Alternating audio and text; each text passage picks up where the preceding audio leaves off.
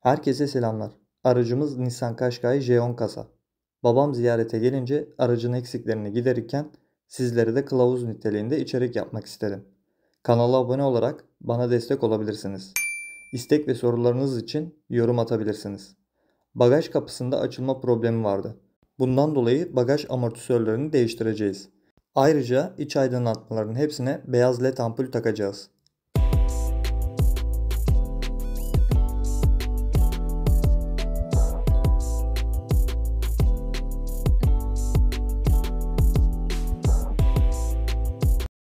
Bagaj amortisörünü sökmek için gösterdiğim demir parçanın arasına tornavida takarak kastırın. Kastırdıktan sonra demir parçayı aşağı doğru hareket ettirin. Böylelikle demir parçanın tuttuğu yer boşa çıkacaktır. Kendinize doğru çekerek amortisörü çıkartabilirsiniz.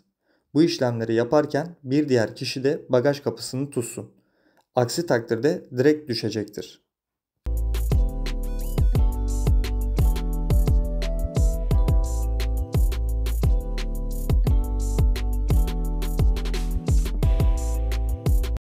Aynı işlemleri diğer tarafa da uygulayalım.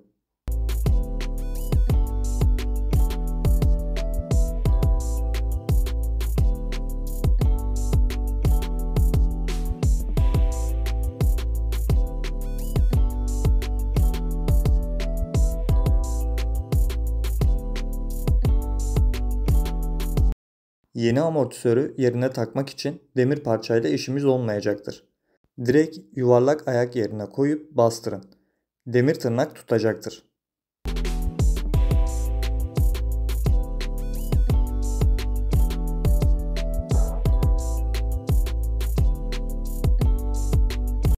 Aynı işlemleri diğer tarafa da yapacağız.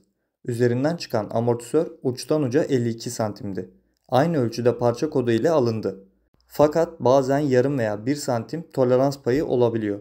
Eğer denk gelmezse bagaj kapısını tam kaldırarak yerine oturtun. Bir tarafın değişim işlemi bittikten sonra diğer tarafı da aynı işlemlerle değiştirelim. İşlemler bittikten sonra açılıp kapanmasını göstereceğim. Bununla birlikte aydınlatmaları da yaparken anlatıma devam edeceğim.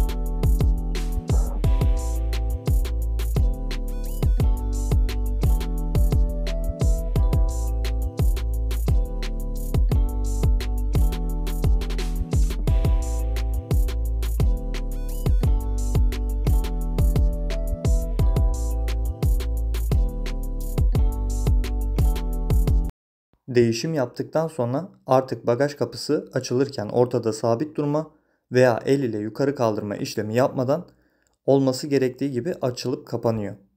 Bu işlemimiz bu kadar. Geçelim aydınlatmalara.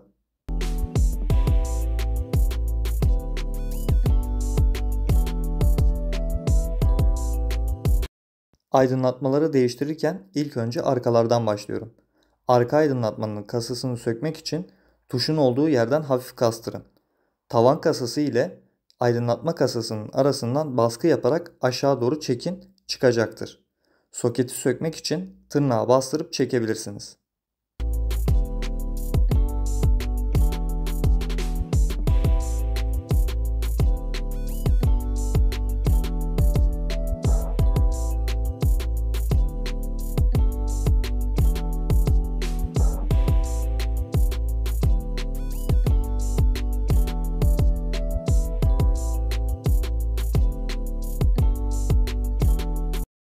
Aynı işlemi diğer taraf için de yapalım.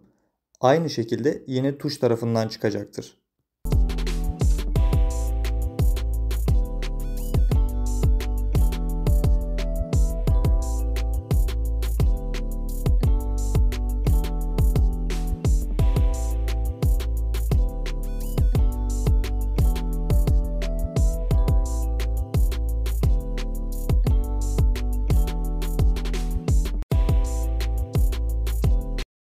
Normalde camı tutan kasanın arkasında küçük vida bulunması lazım.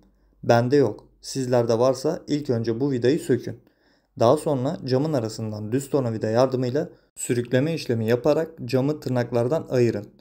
Camı çıkarttıktan sonra ampulü çıkartalım.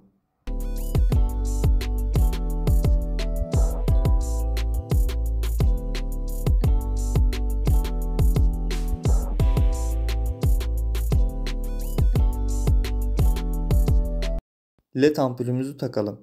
Bu ampul çeşidi Sofit ampul olarak geçmektedir.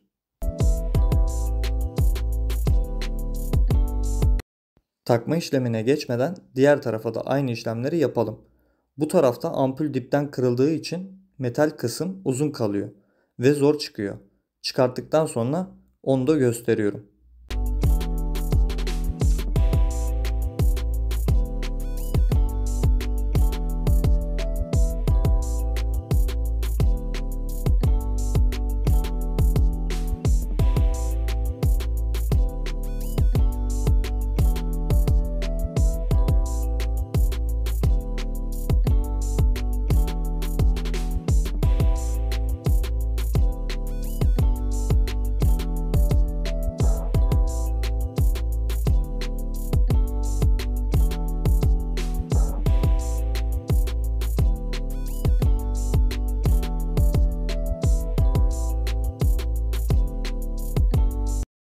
Camı takmadan önce soketi yerine yerleştirin.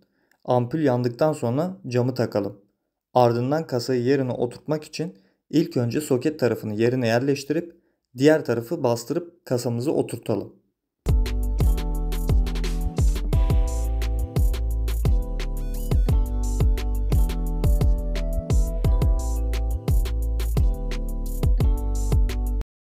Aynı işlemleri diğer tarafa da uygulayalım.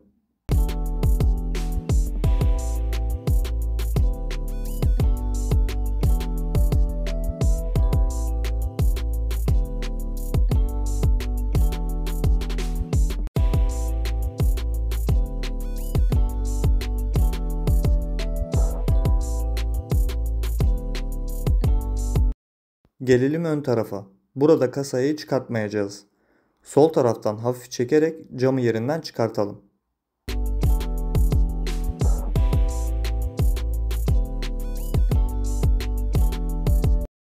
3 adet ampulümüz bulunuyor.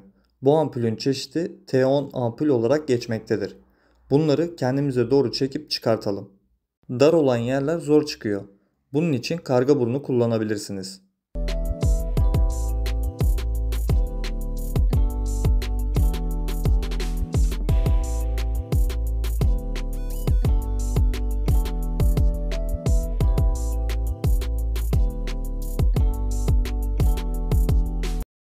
LED ampulleri takıp tuş açıp deneyelim. İkisinde ilk taktığımda yanmıyor. Yanmama sebebi LED ampullerde artı eksi kutup olduğundan dolayıdır. LED ampulü ters çevirip takınca yanacaktır. Bütün LED ampulleri taktıktan sonra camı yerine oturtun. İşlemimiz bu kadar. İnşallah yardımcı olabilmişimdir. Takıldığınız yeri ve sorularınızı muhakkak yorumlarda belirtin. Kanala abone olmayı, videoyu beğenmeyi unutmayınız. Başka araç ve videolarda görüşmek üzere. Kendinize iyi bakın.